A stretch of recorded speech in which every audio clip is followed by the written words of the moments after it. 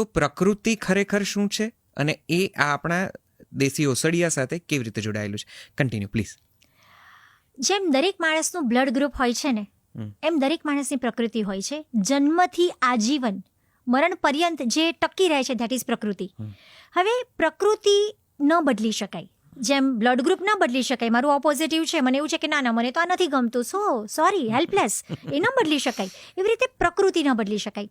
એક ઉદાહરણ આપવું ગમશે કે રેલવે સ્ટેશન ઉપર ટ્રેન આવી. હવે ટ્રેન જે સમય હતો એ સમયે ન આવી અને લેટ આવી.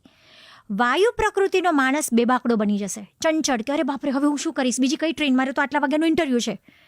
પિત્ત પ્રકૃતિવાળો જે વ્યક્તિ હશે ને એ સરકારને ઝાડવાનું ચાલુ કરી દેશે કે સાલું સરકાર બદલાય પણ કોઈને સમજ જ નથી પડતી, ડિસિપ્લિન જ નથી. અને કફવાળો નિરાતે બેસી જશે કે બીજી ટ્રેન આવશે ત્યારે જવાશે.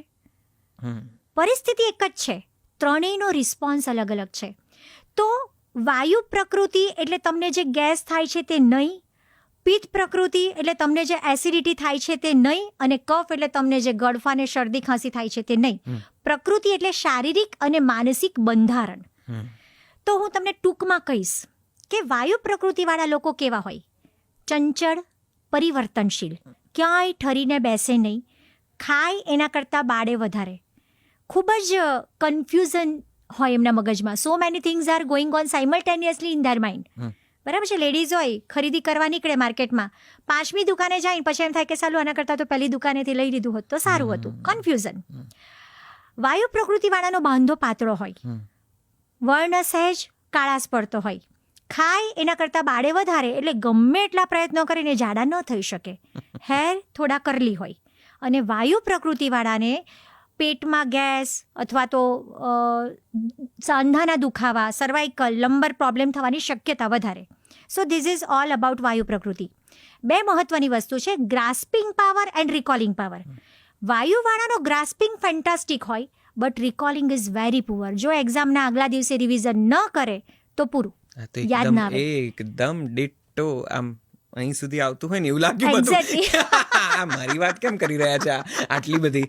ઓકે, ગો હેડ. યસ. ઓકે, તો ઘણીવાર એવું થાય કે બધું સાંભળીએ ને તો આપણને એમ થાય કે સાલું આ તો મારી જ વાત છે. અને હજી પિત્તમાં પણ થોડી ઘણી એવી વાતો નીકળશે. સો પિત્ત પ્રકૃતિ વિશે જો મારે એક જ વાક્ય કહેવાનું હોય તો એ છે, મારી નાખું, તોડી નાખું, ભૂકો કરી નાખું. બરાબર?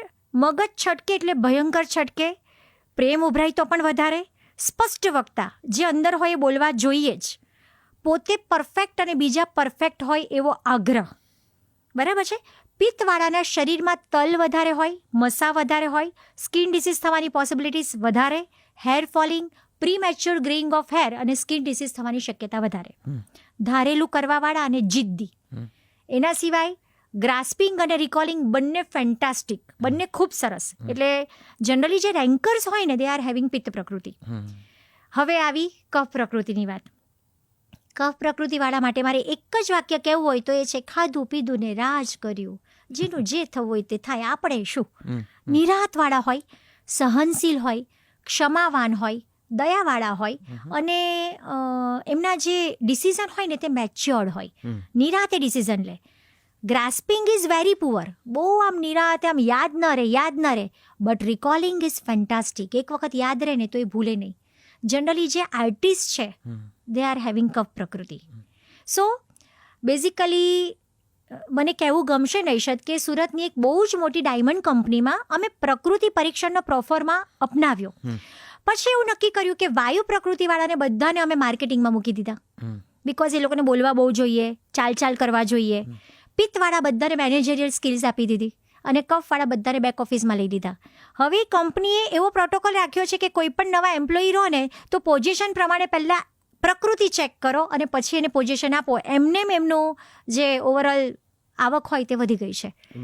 સો ફેન્ટાસ્ટિક વસ્તુ. હવે કફ પ્રકૃતિવાળા હોય ને મમ્મી પપ્પાનો એવો આગ્રહ હોય કે મારો દીકરો આર્મીમાં ભરતી થાય, એ ના ચાલે, યુદ્ધ પૂરું થઈ જાય.